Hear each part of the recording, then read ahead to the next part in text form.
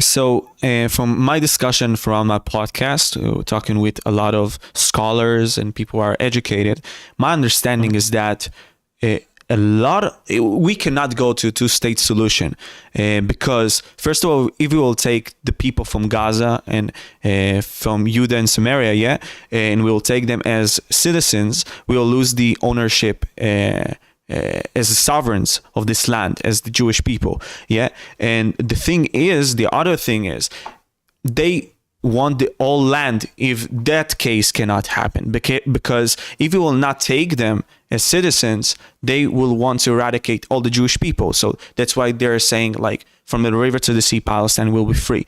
So I want to discuss this two-state solution. Do you think that's even plausible? Do you think that really can happen from what we discussed right now? I definitely think it can, but I think that I don't like the international community's involvement a lot in this region, is because I feel like you would be stupid on either side to accept it. I feel like both sides kind of have reasons to just fight infinitely. And that's why we see the fighting continue forever, because you'd be dumb to go to the table and try to negotiate anything right now. Doan? What exactly do you want me to answer? No, just to clarify about this two-state solution, and how do you see it yourself? So here's the thing: it's something that a lot of people misunderstand or define kind of weirdly, right? Because sometimes you would see polls coming out of Gaza or Judea and Samaria among the Palestinian Arabs, polls that would ask, "Are you in favor of continued resistance or two-state solution or a one-state solution?" Right? And so when we say continued resistance, it kind of means throw the Jews into the sea, right, or back to Europe, whatever that means. And when they say one-state solution, it means like some sort of, I don't know, federation or something. But when they say two-state solution, we tend to think that they mean like Israel and Palestine based on something that roughly translates to the 67 borders. But it isn't really exactly what they mean, because if you were to speak to most Palestinians, what you would hear is that you get the 67 borders and you get two states, but you still have the right of return, right? So you still have the right of return into the 48 borders, what's referred to as Israel proper. So in effect, you have one Palestine and one Palestine 2.0. Al Thani, right? The second. Yeah. So it's this is kind of like, I think when we discuss this title of two states, it's something that we can't ignore. So that's what I have to say about that. That it's like this title, this essentially a brand, I guess you could say, that's gotten a lot of PR over the years, but it when you look inside the package, not everyone interprets it the same. Because if you would ask an Israeli, the most common Israelis would think, yeah, you get a Palestine and you get an Israel and you get two states. And, most people would now be against it. But that's how Israelis mostly construe. And that would add the conflict itself. Here's the thing, that people now are not so certain that it would. Oh, really? I'm shocked. Destiny looks quite shocked as well. That a two-state solution wouldn't end the conflict? Yeah, that's what we discussed. Yeah, there's just like one of the huge things that are at play that are weird for people in the West to understand is kind of the concept of like an ethnic threat, I guess. In the West, for instance, like one of our largest criticisms from a democratic standpoint of Israel is this concept of protecting some ethnicity. It feels like a thing, especially in the New World, it feels like a very wrong thing because we don't necessarily have a strong ethnic foundation. But it's also weird because we don't have a threat to that, I guess. Like if the United States had to make a decision tomorrow where 350 million Chinese people would, move into the United States, we might have a different feeling about that. And it's easy to point to Israel and say, well, they're an ethno state and that's bad, and ignore the fact that there are a lot of surrounding Arab majority states that have actually the ethnic part, I think, built into their founding constitution or documents even, but they don't have the same kind of like threat to their ethnic, makeup. So it's not a thing they have to think about. So I do agree. It's frustrating. In my mind, my feeling from the West is usually the most ignored topic. It has to do with refugees, which I think is a pain point that has been intentionally kind of strategically left open by the Arab world. I don't remember what it was, like Arab resolution, like it was like 1537 or 1357 that said that you're not even allowed to make a Palestinian a citizen of your country. It's why there are so many, what is it, like up to 6 or 7 million Palestinian refugees that are surrounding Israel, Palestine. And all of those people have the keys, to their great grandpa or great great grandpa's house. And like you said, there's this concept of the right of return, of which a solid figure has never been left on the table by any Arab leader. By Mahmoud Abbas, by Arafat, like nobody's ever said, okay, well, we're okay with 20,000 or 50,000 or 100,000. So that's an issue that's always kept open. Nobody in the West really talks about it. I do agree that when it comes to two states in the West, the only thing we ever talk about are land or borders. But I'm not really convinced that that's the big point of contention. I think it's more, holy sites are pretty important, I think, but the right of return is a huge one that just never really gets talked about. And I agree that that's a big thing that would have to be solved.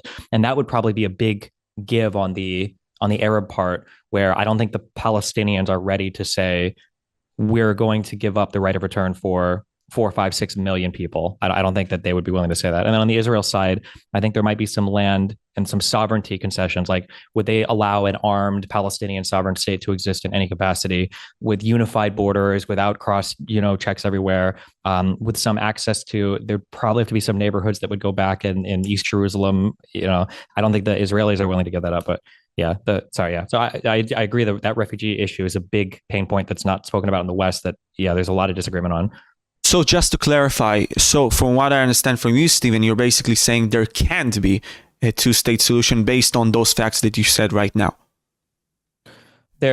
Somebody has to force it. Somebody has to say, you need to figure this out, and you have to do it. Because right now, so if you're a Palestinian, you should never agree to anything with Israel, because Israel is genocidal. Israel is an apartheid state. Israel is ethnically cleansing. The entire world is, 50 billion UN resolutions, and everybody says that they're evil. Like, if you just keep waiting, you can always go back to the 67 borders. It doesn't matter what you do. It doesn't matter what happens. You just keep waiting, and then eventually somebody's going to come, and that's going to get figured out, right? So if you're a Palestinian, why would you ever make a deal? It's stupid. Just wait, because there's always a better deal down the road. You never have to pay a political consequence for it, even if you're paying huge material consequences for it, which I would say the Palestinians are, at least definitely in Gaza.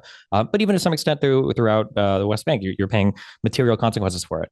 And then on the other side, if you're Israeli, well, why would you ever make any kind of final settlement when you can kind of keep growing your settlements in what the international community calls the occupied territories, whatever, through Judea and Samaria? You're expanding your settlements. You're getting more and more people moving out there, and the Palestinians themselves don't have their shit together enough to really negotiate anything. So why would you make any deal?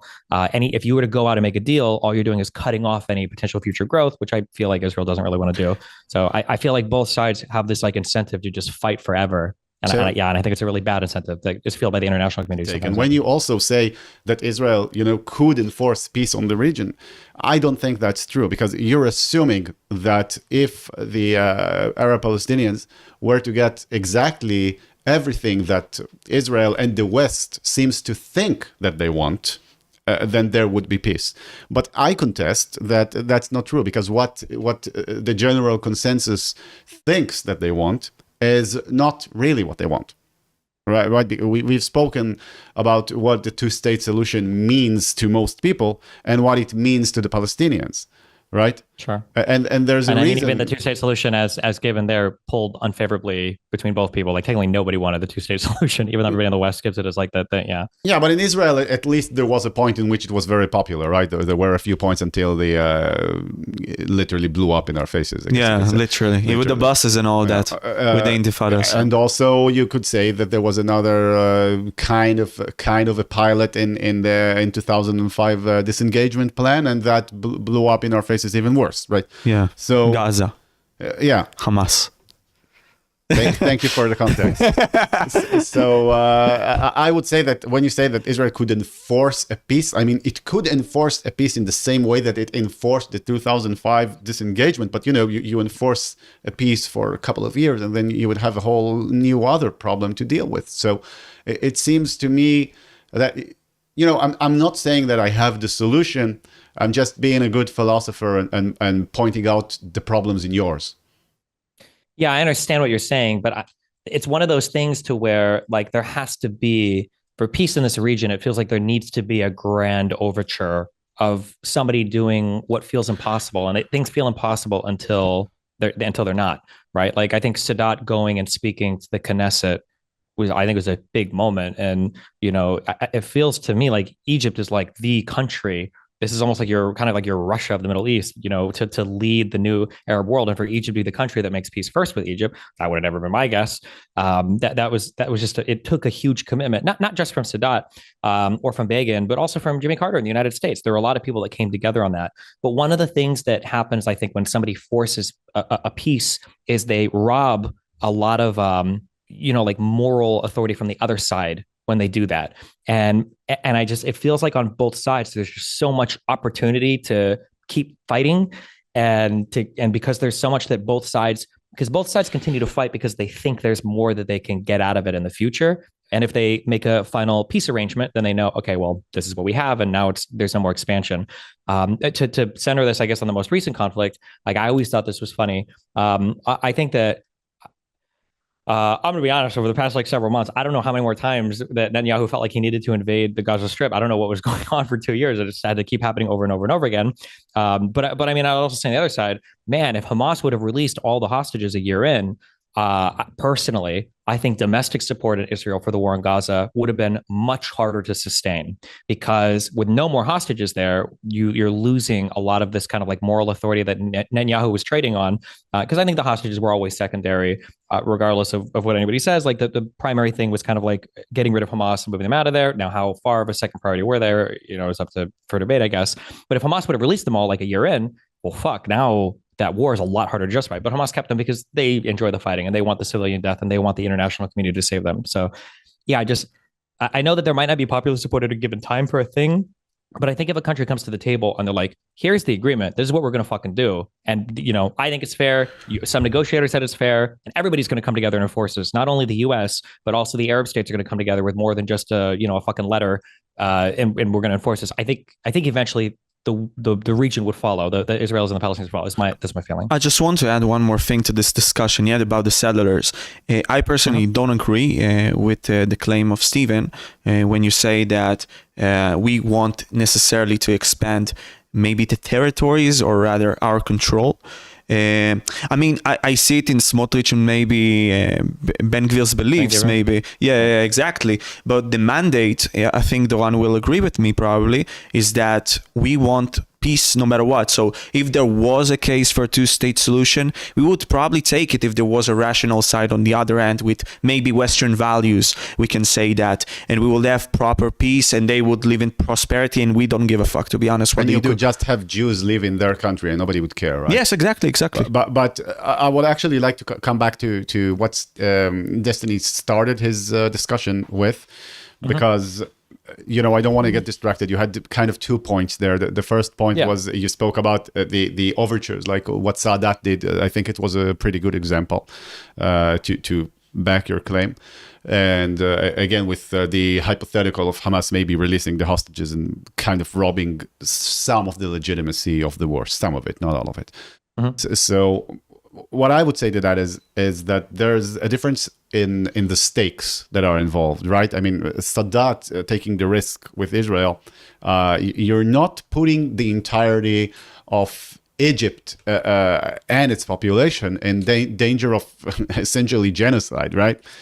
Whereas with Israel, it could very much spell just that. I mean, imagine a unilateral withdrawal from the West Bank, the same as was done from Gaza. And you have basically Gaza on steroids within 15 years. And I don't think that I think even you wouldn't say that there's an extremely low probability of that happening, right?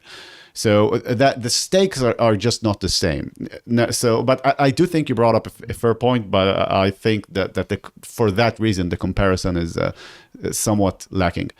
And then you're saying, actually, real quick on that point, I actually feel I agree with you in the short term, but I feel the opposite in the long term. I feel like in the long term, I feel like the scary thing is eventually the kind of like the Western-backed Arab leaders won't be able to hold their population back anymore if the Palestinian-Israeli conflict continues to be protracted, and that continuing to kind of kick the can down the road is what's going to lead to this huge uprising. Whereas if there was some agreement in place, like I think we can all agree, again, regardless of even what the Arab citizens feel, most people are like, Saudi Arabians are happy to be in Saudi Arabia, the Gulf states, people in Qatar and the UAE, and even in Egypt, like these are relatively happy people that probably don't want to see the whole Middle East devolve into like a crazy holy geographic war or whatever. Like I think most people are fairly happy. And the idea that they would be so keen to look for a fight, I think that they would police their own a bit more if they saw like the Palestinians starting to get wild after an agreement had been made, is the feeling that I have. Whereas right now, if it keeps getting, kicked down the road over and over and over again, who's to say that the next October 7th or the next terrorist attack or whatever, wouldn't involve some kind of uprising from surrounding Arabs or from all the Arabs even living in Israel. Yeah. So 2 points on that. The first is when you talk about some sort of external policing, I think we have some historical precedents with the UN peacekeeping force in Sinai before the Six-Day War, right, before 67, and also with what happened in Lebanon, right, what's called UNIFIL. That's been not exactly a tremendous success. And I hope that... When I say external, I meant from the, real quick, just from the Arab states. Fuck the UN. I don't think the UN is going to do anything. Yeah, I think that it's too early for me to draw historical parallels, but maybe if we can have this talk again in 10 years, then we can look at Gaza and see how that pilot went, right? So something like that. So I don't have any precedents to keep discussing this, but I think that you've made a reference to another point that I think we would somewhat disagree on and we could explore some ground in. And that is, it was hinted at